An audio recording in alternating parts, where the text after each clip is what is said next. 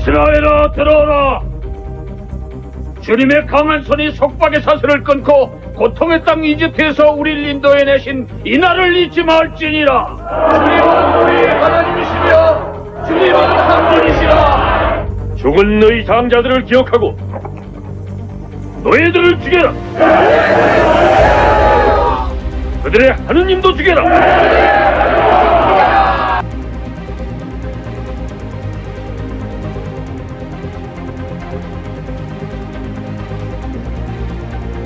여기서 죽는 것보다 이집트의 노예가 되는 게 낫다. 감히 하느님의 능력을 당할 자가 이 세상 어디에 있으랴.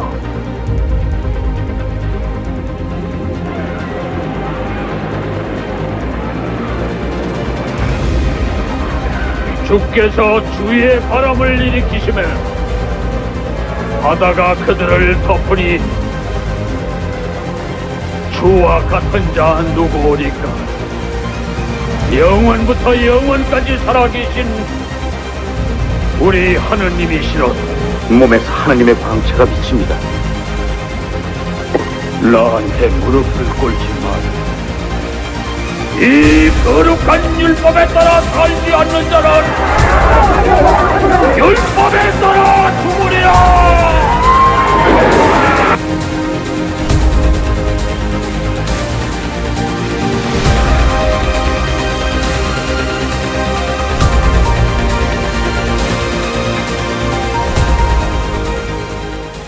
낮에는 구름이, 밤에는 불이. 우리 찬양도 있잖아요. 낮엔 해처럼, 밤엔 달처럼 그렇게 살 순 없을까? 얼마나 좋은 찬양이에요. 예. 낮에는 해처럼, 밤에는 달처럼 그렇게 살고 싶습니다라고 하는 거는 변치 않는 그런 모습이라는 거죠. 여러분, 우리 안에 하나님의 사랑은 지금도 예나 지금이나 앞으로 변치 않는 줄로 믿으시기 바랍니다. 근데 이제 거기에 대해서 우리 신앙이, 우리 믿음이 발맞춰 따라가야 될 거 아니에요. 예. 이 주님 혼자 이렇게 막 능력이 충만하시면 되겠습니까? 물론 주님은 언제나 변함없으신 그런 사랑인데, 우리의 사랑은, 우리의 믿음은, 우리의 신앙은 어떻습니까? 막 넘나들죠. 널뛰게 하죠. 어떨 땐 좋았다가, 어떨 때는 막 안 좋았다가, 상태가 막 변덕을 일으키면은 그거는 건강치 않은 거예요. 제가 앞서도 참 목사가 건강하면 참 좋겠지만, 뭐 목사도 어쩔 수 없는 인간이라 제가 이제 감기 들었거든요. 근데 이제 제가 저는 그렇게 생각 안 했는데 제 애들이 딱 눈치채더라고요. 그 대화를 하다가도 제가 너는 왜 그래? 나한테 왜 그러는 거야? 제가 이렇게 얘기를 하면은 저를 딱 보더니 아빠 아픈데? 아파. 그렇게 반응을 보이는 거 보니까 아픈 것 같아. 그러더라고요. 그래서 아니 왜? 그랬더니 평상시에는 그런 반응을 안 보였는데 조금 나한테 신경질적으로 대하는 것 같다는 거예요. 그래서 아빠 아프구나. 그리고 그 얘기를 듣고, 여러분, 우리가 이게 늘 한결같지 않잖아요. 예, 늘 한결같지 않고 그냥 어떨 땐 좋을 땐 막 좋다가 나쁠 땐 막 나쁘고 왔다 갔다 하죠. 그건 아픈 거더라고요. 보니까 우리 영적으로 그런 거예요. 영적으로도 하나님의 사랑은 늘 변함이 없으신데 거기에 우리는 맞춰가지 못하고 어떨 땐 좋았다가 어떨 땐 나빴다가 이렇게 왔다 갔다 하는 거는 건강한 신앙이 아니더라고요. 여러분, 늘 변치 않는 우리 믿음으로 주님과 항상 동행할 수 있는 복되고 아름다운 우리 믿음의 지체들이 다 되시기를 주님 간절히 소원합니다. 오늘 말씀은요, 이제 출애굽기 좀 아쉬운 분들도 혹 계실지 모르겠는데 우리 78번째 시간이죠. 우리 78회까지 우리가 함께 이 출애굽기 강해를 나누고 있는데 오늘은 마지막에 해당하는 말씀입니다. 35장부터 이제 우리가 원래는 35장부터 40장까지 5장의 말씀을 다뤄야 되긴 하는데 이스라엘 백성들이 간략합니다. 내용은요. 이스라엘 백성들이 시내산 아래에서 하나님의 이제 명령대로 무엇을 건축합니까? 성막을 이제 제작을 하고 그리고 나서 봉헌하는 장면들이 35장부터 40장까지의 내용에 담겨져 있어요. 그런데 이 성막을 제작하고 그 안에 있는 기구들을 만드는 그런 내용들은 우리가 이미 앞에서 25장부터 31장까지의 내용에서 다 다뤘던 것들입니다. 그러다 보니까 중복되는 것들이 좀 부분들이 많고요. 그래서 우리가 오늘은 이제 마지막 이 성막을 다 짓고 그리고 하나님 앞에 봉헌하는 그런 장면을 좀 다룹니다. 그리고 아쉬운 분들은 계실지 모르는데 출애굽기는 계속됩니다. 왜냐하면 이제 이어서 이제 민수기로 이제 자연스럽게 넘어가게 되는 거예요. 그러니까 출애굽의 여정은 이제 시작인 거예요. 이제. 예. 신의 산에서 이제 그들은요 하나님의 명령하신과 말씀하신과 하나님의 법도와 규례를 받고 이제 막 시작하는 거예요. 이제 출발이다라고 생각하시면 될 것 같습니다. 이스라엘 백성들이 우리 이전의 일들을 좀 기억해 보면은 금송아지 사건 아주 크게 우리가 다뤘죠. 큰 잘못이었고 큰 죄악이었습니다. 하마터면 이스라엘 백성 전체가 전멸할 뻔한 그런 사건들이었죠. 근데 가까스로 하나님의 자비하심, 그 자비하심은 누구를 통해서 이루어진 겁니까? 모세의 중보를 통해서 이루어진 거거든요, 사실은. 물론 하나님은 뭐 그렇다고 해서 아마 전 모세가 아니었어도 이스라엘 백성들을 아예 죽이지는 않으셨을 것이다라는 그런 소망은 갖고 있어요. 근데 어쨌든 간에 이 모세가 자기 생명을 내어건 그런 중보. 우리는 그래서 그 모세의 중보를 통해서 이 땅 가운데 죽을 수밖에 없는 우리를 위해서 예수 그리스도께서 오셨고 하나님과 우리 사이에 건너지 못할 죄의 깊고 넓은 그 강 가운데 유일한 생명의 다리가 되어 주셔서 우리를 건너게 하신 예수 그리스도의 희생을 기억합니다. 십자가를 우리가 이 구약을 통해서도 볼 수 있는 그런 장면들이 우리가 이전의 말씀이었죠. 어쨌든 간에 하나님의 은혜와 자비하심으로 가까스로 이스라엘 백성들 전멸의 위기를 모면했어요. 근데 끝난 거 아니죠. 제가 방금도 말씀한 것처럼 출애굽은 이제 시작인 겁니다. 이제 시작인 거예요. 과거의 실수를 거울 삼아서 이제 앞으로는 더 열심히 살아야 되고요. 더 성실하게 하나님 말씀에 순종해야 됐습니다. 그래서 금송아지 사건 이후에 어떻게 보면은 가까스로 살았던 이스라엘 백성들이 얻은 그 기회는 몇 번째 기회라고 제가 했죠? 두 번째 기회였습니다. 세 번째 기회는 있어요, 없어요? 없습니다. 예, 우리 그렇게 생각하시면 돼요. 예, 우리도 마찬가지입니다. 우리는 죄악 가운데 살았습니다. 어쩔 수 없어요, 그거는. 예, 이 땅을 살아가면서 죄악에 물들지 않은 인생은 없기 때문에 죄악에 뒹굴며 살았습니다. 그래서 우리는 다 첫 번째 기회를 날려버리고 말았어요. 그러나 우리에게는 두 번째 기회가 찾아왔습니다. 예수 그리스도를 통한 두 번째 기회가 찾아왔습니다. 그 기회를 잃지 않고 하나님의 나라를 향해서 오늘도 쉼없이 달려갈 수 있는 복된 저와 여러분 우리 모두가 되기를 주의 간절히 소원합니다. 그래서 우리가 이제 이스라엘 백성들이요 더 잘해야 했다라는 걸 우리가 보는 거죠. 우리도 마찬가지고요. 이 첫 번째 사명이 바로 하나님의 말씀대로 성막과 그 도구들을 제대로 제작하는 게 이제 그들이 해야 할 사명이었고요. 한치의 오차 없이 모든 면에서 완벽한 수행이 필요한 것이 바로 이 성막 제작이었습니다. 성막 건설로 하나님과의 소원한 관계를 회복할 수 있었다라고 여기는 그런 이스라엘 백성들이 아마 많았을 거예요. 네. 그래야만 했고요. 우선 시내 산에서 이제 새로운 증거의 두 돌판을 가지고 온 모세가 백성들을 다 모읍니다. 그 다 모으고 나서 그 자리에서 백성들한테 안식일에 대한 규례를 선포하는 그런 장면들로 35장은 시작되거든요. 우리 본문은 아니었지만은요. 우리 35장 1절부터 3절까지의 말씀을 우리 화면을 보시고 함께 읽습니다. 모세가 이스라엘 자손의 온 회중을 모으고 그들에게 이르되 여호와께서 너희에게 명령하사 행하게 하신 말씀이 이러하니라.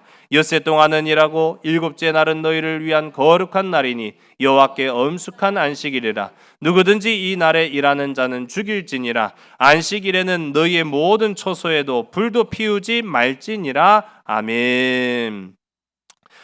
안식일을 선포하죠. 여러분 이게 모세가 이스라엘 백성들한테 가장 먼저 한 말이 왜 안식일이었느냐? 바로 첫 단추를 바로잡기 위함이었습니다. 왜냐하면 이전에 이 금송아지 사건에서 우리가 힌트를 얻을 수 있어요. 바로 모세가 없는 사이에 막 이스라엘 백성들이 막 왁자지껄하게 쾌락에 취하고 우상을 만들고 이것이 하나님이다, 우리를 인도할 전능하신 분이다, 막 그렇게 선포했던 이유가 있어요. 시작을 알린 사람이 있었기 때문이죠. 누굽니까? 그 시작, 그 엉뚱한 방향으로의 시작을 알린 사람이 누구였습니까? 아론이었다는 거예요. 참 충격적이죠. 이 모세의 형 아론이 그 선포를 어떻게 했느냐? 금송아지를 만든 것으로 시작되는 게 아니에요. 금송아지를 만든 후에 한 말이 굉장히 중요합니다. 우리 출애굽기 32장 5절의 말씀을 우리 화면을 통해서 우리 다시 한번 보겠습니다. 시작. 아론이 보고 그 앞에 제단을 쌓고 이에 아론이 공포하여 이르되 내일은 여호와의 절일이니라 하니 아멘. 그 제단을 만들어 놓고 그 위에다가 금송아지 두고 그리고 나서 아론이 선포합니다. 이날은 여호와의 날이다. 그 말이 무슨 말이에요? 안식일이라는 얘기예요. 그렇게 됨으로 인해서 그들에게 이제 뭐 말할 수 없는 우상 숭배 축제 잔치가 막 펼쳐지게 된 거죠. 이게 잘못된 거였거든요. 제가 조상 숭배가 우리에게만 과거 있었던 것이 아니라 초기 이스라엘 옛날 사람들한테도 다 있어, 모든 고대 근동에 다 공통적으로 내려 있는 그런 문화였습니다. 그런데 중요한 것은 뭐냐면은 이 조상 숭배에서 가장 중요한 것은 첫 번째로 죽은 자의 이름을 부르는 것이었다라고 했죠. 그 죽은 자의 이름을 부르면 죽은 자를 위해서 제사를 드리는 거예요. 그러면 우리는 하나님, 살아계신 하나님의 이름을 부른다? 그러면 그 자리는 곧 하나님을 영화롭게 하는 자리가 된다는 사실이죠. 여러분, 여러분이 살아가는 모든 삶의 순간순간마다 가정이 되었든 직장이 되었든 일터가 되었든 삶의 현장 속에서 살아계신 예수 그리스도의 이름을 부르는, 그래서 하나님을 영화롭게 하고 찬양하는 자들이 다 되시기를 주의 이름 간절히 소원합니다. 그런 사람은요, 삶이 예배가 되는 거예요. 날마다 막 죽은 자의 막 이름을 선포하고 뭐 하는 일들은 우리 가운데 없겠지만은요, 쓸데없는 일이죠.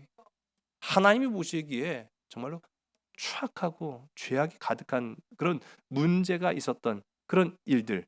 이게 왜 금송아지 사건들이 있었느냐? 아론이 그걸 막 선포했다라는 거예요. 이날은 여호와의 날이다라고 하면서 선포한 그 잘못된 첫 단추를 바로잡기 위해서 두 번째 증거의 증거의 판을 안고 온 모세가 가장 먼저 한 것은 이날이 안식일이다라고 선포한 것입니다. 여러분, 오늘 하나님의 이름을 영화롭게 부르는 저와 여러분의 삶에 하나님이 주시는 참된 기쁨과 평안, 평강과 샬롬이 있기를 주님 간절히 소원합니다. 또 이 모세가 이야기한 것 중에 안식일에는 뭘 피우면 안 된다고 했죠? 그렇죠, 불. 이 불과 인류는 뗄래야 뗄 수가 없습니다. 얼마나 중요하면은요, 고대 근동 모든 시대에 있어서 불이라고 하는 것이 얼마나 소중한 것인가라고 하는 데에 대한 이야기들이 다 존재해요. 그리스 로마 신화를 보면은 프로메테우스라는 신이 신들에게만 있었던 게 불이었거든요. 이건 말도 안 되는 착각, 뭐 그런 얘기니까 그냥 이해하시고 들으시기 바랍니다. 근데 그들은 그렇게 생각한 거예요. 불은 원래는 신들만 가지고 있는 것이다. 근데 이제 인간을 불쌍하게 생각하니까 인간들에게 프로메테우스가 불을 갖다 주고 벌을 받습니다. 뭐 그런 이제 이야기가 등장하게 되는데, 그 정도로 인간의 삶을 변화시킨 것은 불이다라고 해도 과언이 아닙니다. 그러니까 불은 인류의 삶 속에 어떻게 보면은 생존 수단으로부터 시작해서 삶의 문화까지 다 바꿔버린 게 불이에요. 예.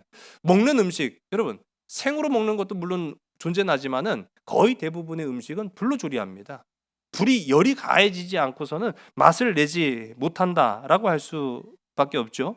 그 정도로 인간의 삶 속에 불이 굉장히 중요한, 그리고 밀접한 관계를 갖게 되는데, 불을 내지 말라는 거예요, 안식일에는. 그러니까 뭐 우리로 따지면 주일에는 불 내지 말아라, 불로 요리하지 말아라, 뭐 그렇게 이야기가 되는 거죠. 왜 그렇게 하셨을까? 어쩔 수 없다라는 그런 경우가 늘 있잖아요. 아니, 어쩔 수 없이 한 거예요. 어쩔 수 없이. 아니, 정말 필요하니까 불을 낸 거죠. 하나님이 하지 말라는 거 알아요. 하나님께서 싫어하신 것도 알아요. 근데 어쩔 수 없이 이런 경우는 예외로 좀 봐주시면 안 돼요? 라고 할 때가 우리에게 존재해요. 존재합니다. 네. 그러니까 우리가 때로는 불순종을 할 때 자기 합리화하는 경우가 많아요. 근데 이 하나님께서 모세를 통해 이스라엘 백성들에게 선포하신 이 내용들을 보면은 불순종을 자기 합리화하지 말아라 라고 하는 것을 아예 못을 박아 놓으신 거예요. 여러분, 불순종이 죄악이라고 하는 것 우리는 모르지 않습니다. 그러나 때와 상황에 따라서 달라질 수 있다. 얼마든지 그렇게 생각할 수 있거든요. 오늘 이 시간 저와 여러분의 삶에도 불순종 아버지 하나님 앞에 나는 불순종하지 않겠습니다. 순종하는 자가 되겠습니다. 결단하고 고백하는 저와 여러분 되기를 주의 간절히 소원합니다. 이거 참 쉽지 않은 거거든요. 근데 지금도 이 정통 유대교인들의 가정을 보면은 안식일에 불을 피우지 않습니다. 그럼 음식 어떻게 먹느냐? 안식일 전날 안식일 거까지 다 하는 거예요. 예. 굉장히 독한 사람들이에요. 제가 전에도 말씀드렸잖아요. 저 가르쳐 주셨던 그 히브리대 출신의 교수님이 이스라엘에서 공부할 때 위층 아래층 사람들이 정통파 유대교인들이었는데 안식일날 전화를 했다는 거예요. 그래서 전화를 받고 왜 그러냐 그랬더니 좀 와달래요. 그래서 갔더니 그 왜 불렀냐 그랬더니 정구 좀 갈아달래요. 넌 손이 없어 발이 없어 그랬더니 정구 갈면 일하는 거예요. 율법을 범한다는 거예요. 그래갖고 전구를 갈아주고 내려오는데 불현듯 드는 생각이 그럼 전화는 어떻게 했디야? 그게 웃기죠. 그러니까 전화하는 건 괜찮은데 전구 가느라고 이렇게 돌리는 건 일하는 거라는 거예요. 참 웃긴 게 참 많긴 많아요. 어쨌든 간에 이렇게 하면서라도 우리는 안식일에 죄를 범하지 않는다. 그렇게 이제 결단을 했다라는 거죠. 예. 우리 안에는요. 이런 것들은 뭐 차치하더라도 하나님의 말씀 앞에 나는 절대적으로 순종하는 주의 거룩한 자녀가 되겠습니다라고 하는 그런 결단과 고백이 우리를 살리는 줄로 믿으신 여러분 되시기 바랍니다. 이제 본격적으로 성막을 제작을 합니다. 그리고 제작을 하기에 앞서서 이스라엘 백성들한테 이제 성막에 필요한 뭐가 필요했을까요? 성막을 제작하기 위해서는 뭐가 필요할까요? 여러 각종 다양한 재료들이 필요합니다. 재료 없이 만들 수는 없죠. 이 재료를 헌납할 것을 이제 이야기하는 부분들이 우리 마지막 40장만을 다루기 때문에 35장부터 이제 40장 사이에 들어가 있어요. 근데 성막에 대한 청사진은 하나님이 주셨어요. 어떻게 성막을 만들라? 뭐 몇 규빗 해갖고 가로 세로 이렇게 하고 재료는 뭘로 쓰고 하는 걸 다 주셨어요. 그런데 성막과 도구를 만들기 위한 재료는 안 주셨어요. 주지 않으셨단 말이에요. 안 주셨죠? 아니 주셨어요. 그렇죠. 안 줬을 리가 있습니까? 주셨다라는 말이에요. 근데 이제 성막의 재료를 보게 되면은 여러 각종 다양한 천들이 필요하고요. 가죽이 필요했고 그리고 나무와 금, 구리 그런 등등의 재료들이 필요합니다. 근데 나무라고 하면은 광야에도 있는 아카시 나무 제가 옛날에 말씀드렸어요. 그러니까 아카시 나무는 광야에서도 구할 수는 있으니까 나무는 그렇다 치더라도 나머지는 어디서 구하겠습니까? 그러니까 오로지 이스라엘 백성들의 헌신을 통해서만이 만들어지는 것이 성막이에요. 여러분 교회도 그렇습니다. 교회는요 하나님께서 우리에게 재료를 다 주셨어요. 사실은 다 주신 거예요. 그러나 하나님은 우리에게 말씀하십니다. 너로 인해서 교회가 세워진다고 말하고 있는 거예요. 여러분 저와 여러분의 믿음의 헌신을 통해서 든든하게 교회는 서가게 되는 줄 믿으시기 바랍니다. 교회가 건강한 것은요 성도들의 헌신과 눈물과 땀방울이 있습니다. 교회가 건강하지 않다라고 하면은 이런 것들이 없는 거예요. 교회가 건강하기 위한 모습과 성막을 지어가는 그런 모습은 동일합니다. 근데 모세는요 성경 그 어디에도 주신 분도 주님이시고 쓰실 분도 주님이시니 지금 당장 내놔라! 라고 엄포하지 않았습니다. 우리가 말씀을 이제 안 읽었기 때문에 설마 그런 부분이 있을까라고 생각하시는 분들도 계실지 모르겠는데 성경 보면은 모세가요 이스라엘 백성들한테 바치고 싶은 대로 원하는 대로 하나님 앞에 드려라 라고 이야기해요. 35장 5절의 말씀이에요. 우리 화면을 보시고 함께 읽습니다. 너희 소유 중에서 너희는 여호와께 드릴 것을 택하되 마음에 원하는 자는 누구든지 그것을 가져다가 여호와께 드릴지니 곧 금과 은과 놋과 아멘. 자 보면은 뭐 등등의 이것들이 쭉 나와요. 뭐 천도 나오고 나머지 그런 부재물들도 이렇게 재료들도 나옵니다. 그런데 어쨌든 간에 너희가 하나님 앞에 드릴 것을 택하되 강제로가 아닌 마음에 원하는 대로 네가 하나님 앞에 드릴 것이다. 그렇게 이야기한 이유가 있죠. 하나님께서 하신 말씀이 있기 때문입니다. 오늘 말씀은 마무리 짓는 말씀이지만은요, 이게 다 앞뒤가 짜맞춰지는 이야기이기도 해요. 이렇게 모세가 35장 5절에서 그냥 강제적으로 해도 돼요. 왜? 하나님이 다 주신 거예요. 사실은 생명도 하나님이 주신 거예요. 강제적으로 다 하셔도 돼요. 그러나 하나님은 강제로 하지 않으시고 내 마음에 원하는 대로 하게끔 하셨느냐? 출애굽기 25장 2절을 보면은 그 이유를 알게 됩니다. 우리 2절의 말씀 보기입니다. 이스라엘 자손에게 명령하여 내게 예물을 가져오라 하고 기쁜 마음으로 내는 자가 내게 바치는 모든 것을 너희는 받을지니라. 아멘. 여러분, 하나님은요, 기쁜 마음으로 드리는 자를 기뻐하시는 줄로 믿으시기 바랍니다. 강제로 바쳐도 뭐 상관은 없어요. 그런데 그것을 어찌 기뻐하시겠습니까? 하나님은 기쁨으로 드리는 자를 복되게 하시는 하나님이시다라는 것을 우리가 보는 거죠. 그래서 모세도 강제적으로 하지 아니하고 너희들이 드릴 것을 정해서 하나님 앞에 원하는 것을 드려라, 그렇게 이야기합니다. 근데 엄밀히 따지고 보면은요, 지금 그들이 소유하고 있는 금, 은, 나머지 뭐 여러 가지 소유물들이 원래 그들의 것이 아닙니다. 원래 그들의 것이 아니죠. 그들은 이전에 애굽에서 어떤 신분으로 살아가고 있었죠? 그렇죠. 노예 신분으로 살아가고 있었기 때문에 그 정도의 부를 누릴 그런 권한도 없었습니다. 그게 다 언제 갖고 온 거예요? 그렇죠. 애굽에서 출애굽하는 그 과정 속에서 가지고 나온 것들이에요. 그러나 여러분, 이제 출애굽하는 과정 속에서 이스라엘 백성들이 나올 때 막 약탈을 했죠. 가가호 다니면서 막 때 강도가 돼가지고 막 야, 저 집이 부자다 그래갖고 막 털고 막 그랬죠. 성경을 제대로 안 읽으셨나 보다. 아니에요. 출애굽기 12장 35절과 36절 우리 두 절의 말씀을 보겠습니다. 이스라엘 자손이 모세의 말대로 하여 애굽 사람에게 은금 패물과 의복을 구하며 여호와께서 애굽 사람들에게 이스라엘 백성들에게 은혜를 입히게 하사 그들이 구하는 대로 주게 하심으로 그들이 애굽 사람의 물품을 취하였더라. 아멘. 여러분, 하나님은 자비한 하나님이십니다. 하나님이 역사의 하나님이십니다. 그래서 어떻게 보면은요, 만일 우리 얼마든지 그럴 수 있어요. 아니, 지금 이스라엘 백성들이 나가는 입장에서 다시는 안 볼 사람들이에요. 사실 두 번 다시 안 볼 사람들이에요. 그러니까 얼마든지 뭐 어떻게 해도 상관이 없잖아요. 아니, 이등병 군인이 휴가를 이제 나왔나 봐요. 2박 3일 이제 신병 휴가를 딱 나왔는데 얼마나 기분이 좋습니까? 그래갖고 집에 간다. 근데 군복은 입고 있잖아요. 근데 양 주머니에 손을 딱 집어넣고 담배를 딱 꺼나물고 그 건방지게 이제 버스 터미널에서 버스를 기다리고 있는데, 아니 그 좀 집 근처 나가서 하든가, 군부대 근처에서 그러고 있었으니 이게 말이 됩니까? 근데 이 군인이 딱 이렇게 있는 와중에 별을 달고 있는 장군이 지나가는 거예요. 근데 장군이 지나가는데 아니 짝대기를 보니까 분명히 이등병인데 저렇게 양손에 막 주머니를 탁 넣고 담배를 딱 이렇게 했으니 이 그냥 지나갈 수가 있어요. 야, 일로 와. 근데 일로 와라고 하는 순간에 이 이등병이 아차 싶은 생각이 딱 든 거예요.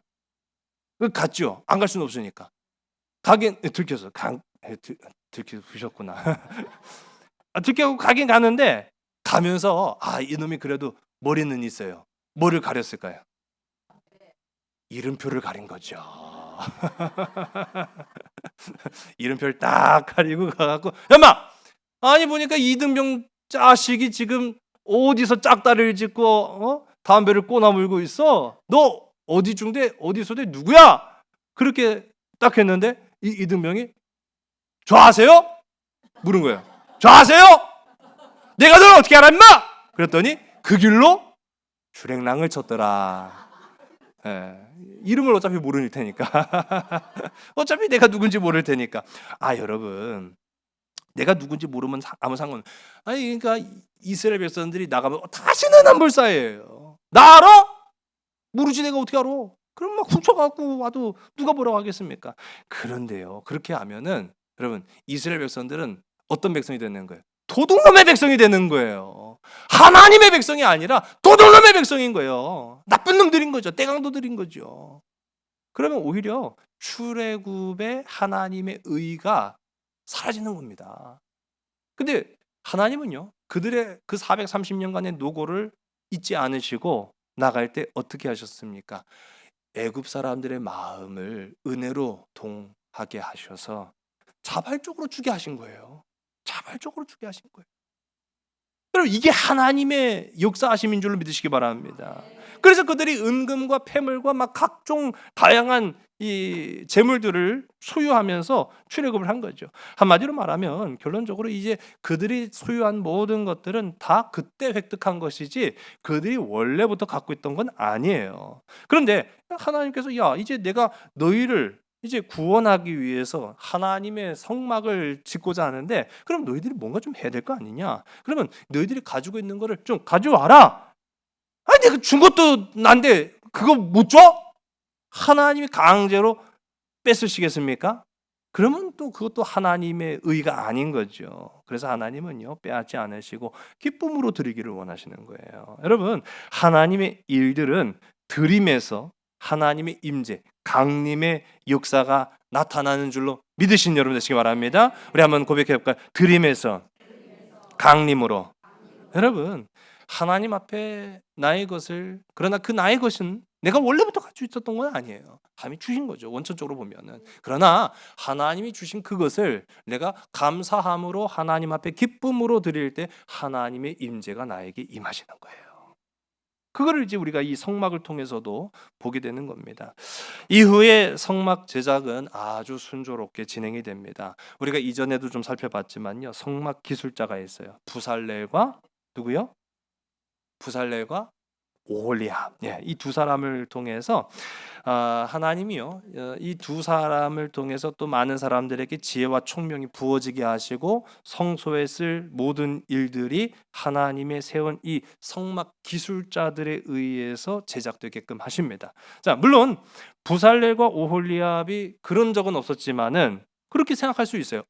나를 택하셔서 나에게 이 막중한 일을 맡기셨다라고 하는 거는 정말 내가 대단해서 그런 거구나, 그렇게 생각할 수 있잖아요. 자만할 수도 있고 교만할 수도 있지만 성경 그 어디에도 부살렐과 오홀리압은 그런 적이 없었습니다. 그럼 하나님은 그렇게 일하십니다. 그런데 반대로 좀 안타까운 얘기지만은 모세와 관련된 얘기긴 하지만은 모세의 형 아론과 그의 아들들은 사실은 아무 공도 없었던 거예요. 똑같은 선상에서 놓고 보면은 오홀리압과 부살렐이나 이 아론이나 그의 아들들이 다를 게 하나 없었어요. 근데 하나님은요 택하셨거든요. 아론과 그의 아들들을 하나님의 일을 주관하는 제사장으로 또 대제사장으로 쓰기를 원하셨어요. 그래서 어떻게 됩니까? 벌써부터 초장부터 첫 단절부터 잘못 깨면서 이 금송아지를 만들어 놓고 아론은 이 날은 여호와의 날이다 그렇게 막 선포를 해버리고 헛발질하고, 하나님은요 그렇게 자기를 세우신 하나님의 영광을 가리고 자기가 능력 있는 줄 알고 자기가 무슨 대단한 줄 알고 그렇게 교만하고 자만하는 자는요 뒤집어 엎으시는 거예요. 갈아엎으시는 거예요. 그 나중에 보면은 아론과 그의 아들들보다는 부살렐과 오홀리압이 더 하나님의 영광의 일들 가운데 쓰임 받는 그런 모습들을 발견하게 됩니다. 바라기는 저와 여러분의 삶 속에 오직 하나님이 나를 택하신 것은 내가 잘났기 때문이 아니라 모든 것을 주관하시는 분은 하나님이시며 이 모든 일들을 채우시는 분도 하나님이시다라고 하는 것을 고백하는 저와 여러분 우리 모두가 되기를 주님 간절히 소원합니다. 여러분, 이제 이 부살렐과 오홀리압을 통해서 법궤도 만들어지고 진설병상도 제작이 되고 등잔대와 분향단이 만들어졌고 번제단이 세워졌으며 성막 안에 있어야 될 물두멍과 뜰이 이제 갖춰집니다. 이뿐만 아니라 성막을 섬길 제사장들의 옷, 에봇과 또 예복과 뭐 여러 가지 각종 기구들까지도 다 제작이 됩니다. 자, 이 모든 과정들을 감찰하는 역할을 이제 누가 하는 거예요? 누가 이렇게 맨눈으로 보는 거죠? 누가 봐요? 모세가 보는 겁니다. 네. 뭐 우리 교회도 건축과 무관하지 않은 분들이 계시기 때문에 아마 잘 아실 거예요. 건축에 있어서는 잘 만드는 것도 중요하고 재료도 중요하고 다 중요하지만은요, 이 관리, 감독, 이게 굉장히 중요합니다. 우리가 뭐 폄훼하자는 건 아니지만은 저 중국 분들이 건축하는 거 보면은 굉장히 뭐 순두부 아파트라나요? 뭐 그런 얘기도 처음 들어봤는데 이 철근도 뭐 쓸 거 안 쓰고 우리나라도 그래 갖고 문제가 상당히 많았잖아요. 예. 그런 것들이 그런 비리와 그런 잘못됨이 반복이 되는 것은 사실은 다 이제 이권과 관련된 일인데 하나님의 일을 감당할 때도 그렇게 한다? 말도 안 되는 일이죠. 왜? 그들은요, 지금 두 번째 기회를 가지고 있거든. 첫 번째 기회 날려먹었어요. 두 번째 기회밖에 없어요. 이거 날려먹으면 큰일 나요. 그러니까 철저하게 하는 거예요. 근데 그 철저하게, 물론 모세가 매 같은 눈으로 불꽃 같은 눈동자로 보지 않아도 그들은 지금 잘할 거예요. 잘하긴 하겠지만은 그래도 모세도 여기에 모든 촉각을 세우고 지켜봅니다. 그래서 출애굽기 39장에 보면은 이 모든 과정이 잘 되었는가 안 되었는가를 평가를 하는데 뭐라고 이야기하느냐? 이 모든 과정이 하나님께서 명령하신 대로 되었다라고 10번 언급해요. 10번. 하나님께서 명령하신 대로, 하나님께서 명령하신 대로, 하나님께서 명령하신 대로 되고 있습니다라고 하나님 앞에 지금 보고하고 있다는 거예요. 여러분, 하나님께서 명령하신 대로 살아갈 수 있는 저와 여러분 되기를 주님 간절히 소원합니다. 비록 이스라엘 백성들이 지금 첫 단주 잘못 깨어서 하나님을 실망시킨 오점은 있었지만은 이젠 철저하게 순종하는 모습을 보이고 있다라는 것을 이제 보여주는 장면이 이제 막 하나님께서 명령하신 대로 됩니다. 하나님께서 명령하신 대로 되고 있습니다. 그렇게 이야기하죠. 물론 철저하게 순종하는 모습이 어느 한순간이어서만 안 돼요. 그것은 끝까지 가야 됩니다. 여러분의 순종이 어느 한순간만 빛나지 않길 간절히 소원합니다. 끝까지 주님을 향해서 변치 않는 변덕 없는 신앙과 믿음의 모습으로 하나님 나라를 향해서 나아가는 저와 여러분 되기를 간절히 소원합니다. 이 모든 것을 점검하는 모세는요, 이스라엘이 지금까지는 하나님이 명령하신 대로 잘 하고 있습니다라는 것을 인정하고 그들에게 이제 축복을 하죠. 우리 출애굽기 39장 우리 43절의 말씀을 함께 보겠습니다. 시작. 모세가 그 마침 모든 것을 본즉 여호와께서 명령하신 대로 되었으므로 모세가 그들에게 축복하였더라. 아멘. 이제 우리가 이제 40장으로 출애굽기는 마무리를 짓습니다. 이 40장은 크게 두 부분으로 나뉘게 되는데 첫 번째 부분은 1절부터 33절까지 성막을 설치하는 장면이 나오고요. 우리가 오늘 함께 읽은 본문이죠. 34절에서부터 38절은 하나님의 임재가 성막 위에 운행하시는, 역사하시는, 충만하시는 그런 장면들이 마지막 부분으로 이제 나타나고 있어요. 성막을 설치하는 이스라엘의 노력과 정성은 앞서 이야기한 것처럼 드림의 열매고요. 그러한 성막에 충만하신 하나님의 영광은 그 드림의 결과로 나타난 강림이었습니다. 여러분, 강림. 하나님이 임하시길 원하십니까? 하나님과 함께 하시길 원하십니까? 하나님의 역사하심을 구하십니까? 여러분, 성경대로 하시면 됩니다. 성경대로 하자면은요, 뭐 우리가 인정하든 인정하지 않든 성경대로 보면 딱 정확하게 그래요. 시간, 정성, 물질, 삶을 드릴 때 하나님의 임재가 강림한다 라고 이야기하고 있습니다. 이 모든 것 위에 하나님의 영이 충만하게 임하신다라고 이야기하는 우리가 이제 40장 말씀을 보게 되면은요, 그 표현이 있어요. 관유를 부었다라고 이제 이거를 시각적으로 표현을 합니다. 우리 40장 9절의 말씀인데요. 우리 함께 읽습니다. 또 관유를 가져다가 성막과 그 안에 있는 모든 것에 발라 그것과 그 모든 기구를 거룩하게 하라. 그것이 거룩하니라. 아멘. 관유라고 하는 것은요, 보시면은 기름인데 이거 그냥 어떤 기름일까요? 어디에 쓰는 기름일까요? 관유라고 하는 것은 기름을 말하는 게 맞아요. 그런데 어디에 쓰는 기름일까요? 성막을 우리가 딱 떠올려 보면 성막에서 등잔대에 쓰여지는 기름이에요. 네, 이제 상식적으로 이제 알아야 되니까 등잔대는 불을 밝히기 위한 도구잖아요. 그 불을 밝히기 위해서 사용되어지는 기름은 우리가 아마 시골에 사시니까 다 아실 거예요. 우리 깨를 짜면은 기름 나오죠. 근데 깨를 짜면 기름 나올 때 처음 나온 기름은 맑고 고와요, 아니면 탁하고 둔해요? 맑고 곱죠. 예, 맑은 기름 나와요. 똑같아요. 감람, 이 올리브도 처음 짠 것은요 아주 맑아. 거의 뭐 완전히 뭐 투명이지만, 이게 뭐 완전히 하얀색은 아니지만은 약간 누리끼리하면서도 굉장히 맑고, 그리고 아주 특별한 게 있어요. 뭐가 강할까요? 그렇죠. 향이 강해요. 우리가 뭐 들기름, 뭐 참기름 아니까 다 아실 거예요. 그 처음 나온 기름은요 깨끗할 뿐만 아니라 향도 굉장히 강해요. 그러니까 이거를 이게 최고급으로 칩니다. 엑스트라 버진이라고 하죠. 근데 이제 그거를 하나님의 성막 가운데 쓰여집니다. 이제 등잔대를 밝히는 불로 사용됩니다. 그런데 오늘 말씀을 보니까 그렇게 불을 밝히는 용도로만 쓰여진 것이 아니라 성막 안에 있는 모든 기구에 이 기름을 어떻게 한다고요?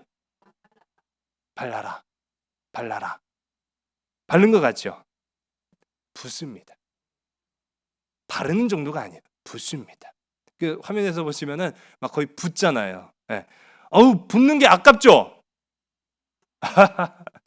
어떻게 사용되느냐에 따라 다른 거죠. 어떻게 사용되느냐. 예수님께서 마지막 이제 십자가의 사명을 감당하기 전 마르다 마리아의 집에 방문하셨을 때 마리아는요 아주 귀한 것 하나를 들고 왔어요. 향유 옥합을 가지고 왔죠. 이것은 일반인이 이 정도 양을 얻기 위해서는 1년 이상의 노동을 해야만 얻을 수 있는 아주 진귀한 것이었습니다. 그래서 보통은 이 향유를 몸에 바를 때에는 장례를 치르거나 아니면 시집 장가 갈 때 외에는 안 써요. 근데 그 귀한 것을 우리 주님께 어떻게 합니까? 부었죠. 부었습니다.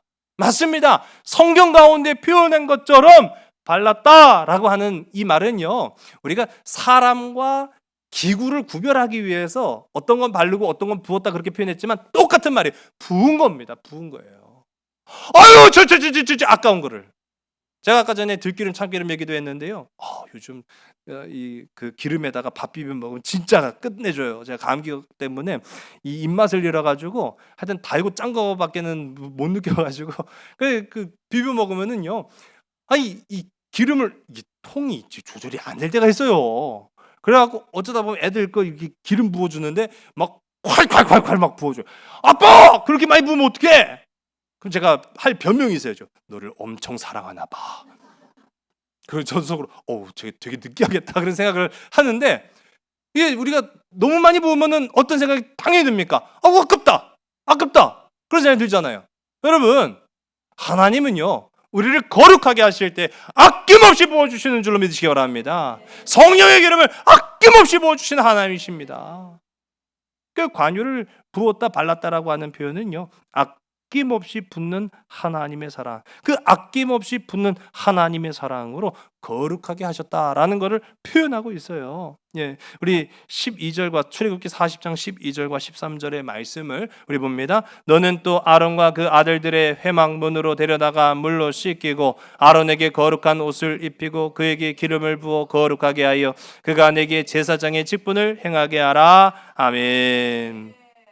앞서도 이 관유를 부었다라고 하는 표현은요 마사흐입니다. 마사흐. 그러니까 기구에 발랐다. 마사흐 똑같아요. 사람에게 부었다. 마사흐 똑같아요. 근데 이 마사흐는 부었다라는 거예요. 적당히라는 것이 아닙니다. 넘치게라는 의미입니다. 하나님의 의는요, 하나님의 거룩은요, 하나님의 영은요, 우리 각 사람이 아유 쟤는 좀 덜 줘야겠다. 아유 아까운데 이거 조금만 부어야지 뭐 콸콸콸 그러면 어떻게? 아니에요. 그냥 아낌없이 부으십니다. 마사흐. 하나님의 사람이라고 하는 것은요 하나님께서 넘치도록 우리를 부어주시고 사랑하셨다라는 증표인 줄로 믿으시기 바랍니다. 이제 성막 공사가 이제 다 끝났어요. 오늘 우리가 함께 읽은 본문 가운데 34절과 35절의 말씀을 보겠습니다. 구름이 회막에 덮이고 여호와의 영광이 성막에 충만함에 모세가 회막에 들어갈 수 없었으니 이는 구름이 회막 위에 덮이고 여호와의 영광이 성막에 충만함이었으며 아멘.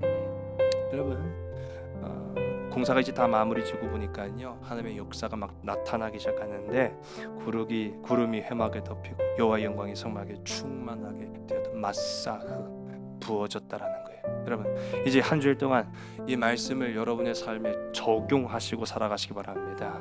그러면 따라할까요? 낮에는 구름이, 밤에는 불이. 누구의 구름이고 누구의 불입니까? 여호와의 구름이고 여호와의 불입니다. 변치 않는 주님의 사랑이, 변함없는 하나님의 은혜가, 성령님의 늘 도우심이 밤낮 하루 종일 1년 365일 우리와 함께 하신다라는 거예요. 여러분, 그러면 우리도 마찬가지로 하나님, 나도 낮에는 해처럼 밤에는 달처럼, 우리 한번 낮에는 해처럼 밤에는 달처럼 변치 않겠습니다. 여러분, 변치 않는 믿음으로 하나님 말씀 앞에 서는 저와 여러분 되길 간절히 소원합니다. 이스라엘 백성들이요, 이제 출애굽할 때는 다 부족한 상태였어요. 근데 그중에 가장 결핍된 게 바로 믿음 상태였어요. 신앙 상태였어요. 그런데 이제 시내산을 출발할 때 이스라엘 백성들은요, 이제 비로소 충만한 상태가 되었어요. 바로 무엇으로? 하나님의 영으로 충만한 상태가 된 겁니다. 오늘 우리 함께 읽은 본문의 말씀 38절의 말씀 함께 있습니다. 낮에는 여호와의 구름이 성막 위에 있고 밤에는 불이 그 구름 가운데 있음을 이스라엘의 온 족속이 그 모든 행진하는 길에서 그들의 눈으로 보았더라. 아멘. 여러분, 하나님은 저와 여러분과 늘 함께 하신 줄을 믿으시기 바랍니다. 행동하시는 하나님, 말씀하시는 하나님, 인도하시는 하나님이 우리와 함께 하십니다.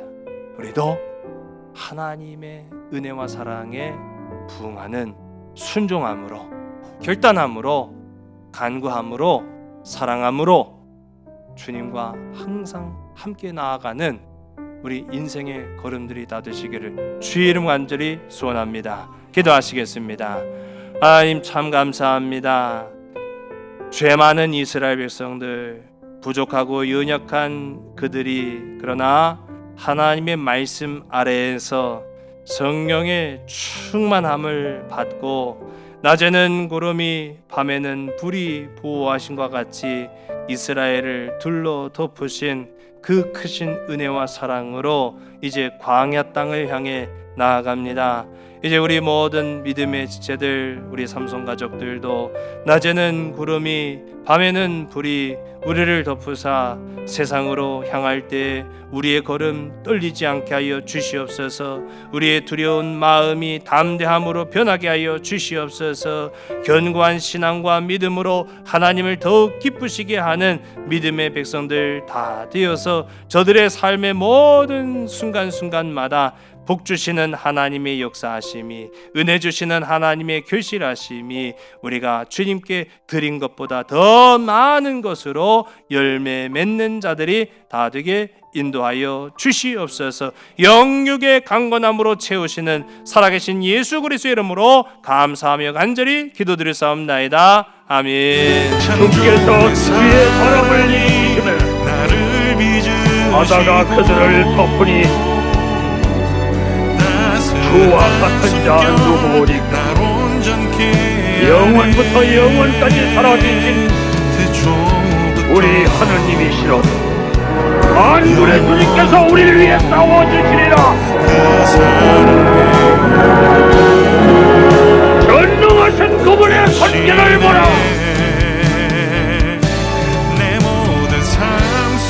몸에서 하나님의 광채가 비칩니다. 나한테 무릎을 꿇지 말라. 그 돌파는 뭡니까? 하느님께서 직접 써주신 십계명